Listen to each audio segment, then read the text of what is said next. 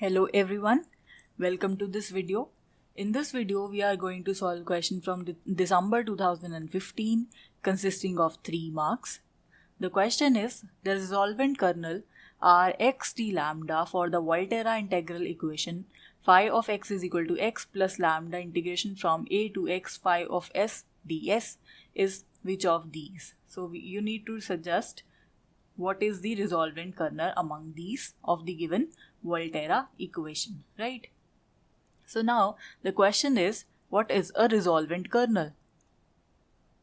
What is a resolvent kernel? Yes. It is denoted by kernel, right? It is denoted by r xt lambda, that is, it is a function of xt and lambda, and it is calculated.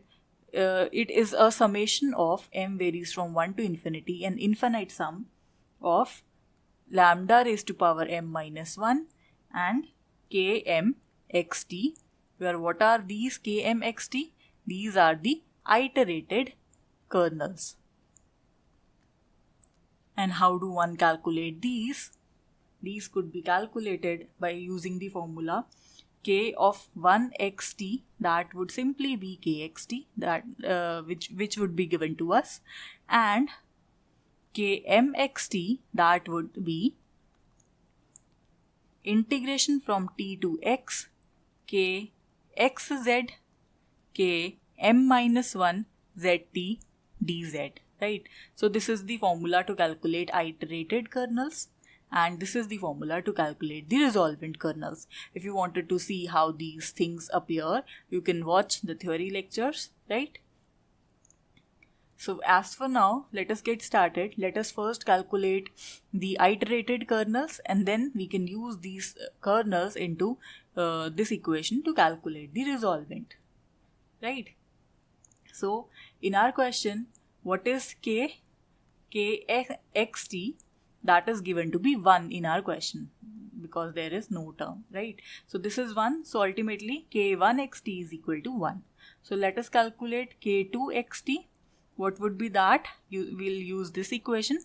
So integration from t to x kxz and then k1 zt dz. So this is equal to integration from t to x 1 into 1 into dz. So that would be x minus t, right? So this is our k2 xt. Now let us calculate k3 xt. What would be that? It is integration from t to x kxz k2 zt dz, right? And this would be integration from t to x. The first term is equal to 1. The second term, this is equal to this. But the only difference is that we are taking the value of z and t. So it should be z minus t and dz. So this value is changed, right? So let us integrate this. It would be z minus t whole square upon 2. Limits of integration from t to x. So that would be x minus t whole square divided by 2. Right? So let us now calculate k4 xt. That would be integration from t to x, k of x comma z, k3 of z comma t dz. So that would be integration from t to x. This term is 1 multiplied by z minus t whole square divided by 2 dz. So that would be, ultimately this would be x minus t whole cube divided by 2 multiplied by 3, that would be 6, right? So x minus t cube divided by 6. This is our k4 xt, right? So you can go proceed like this. So we cannot do this for infinitely many terms. So we'll stop here. We'll try to look and judge whether there is some similarity between these kernels or not. So let us have a look. Here the value is 1, here the value is x minus t, here the value is x minus t whole square by 2, here the value is x minus t whole cube divided by 6 factorial. You can write this as 3 factorial as well, you can write this as 2 factorial as well, you can write this as 1 factorial as well, right? So we can generalize this. So we'll get km xt, that would simply be x minus t raised to power m minus 1. Why?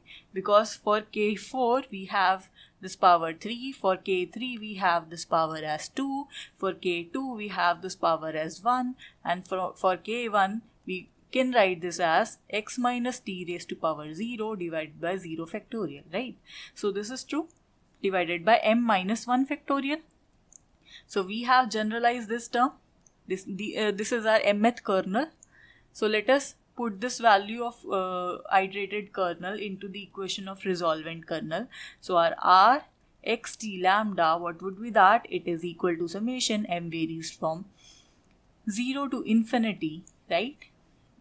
Not from 0 to infinity, but from 1 to infinity. 1 to infinity, right? And it would be lambda raised to power m minus 1, because if we had used 0 over here, so we would have obtained lambda raised to power minus 1, which we cannot use, right? So it would be kmxt. So what is that? Summation m varies from 1 to infinity. Lambda in our question is lambda only, right? And so let me put the values. So it would be lambda raised to power m minus 1, and what is the value of kxt? It is equal to this. So x minus t raised to power m minus 1 divided by m minus 1 factorial, right? So we can open this term.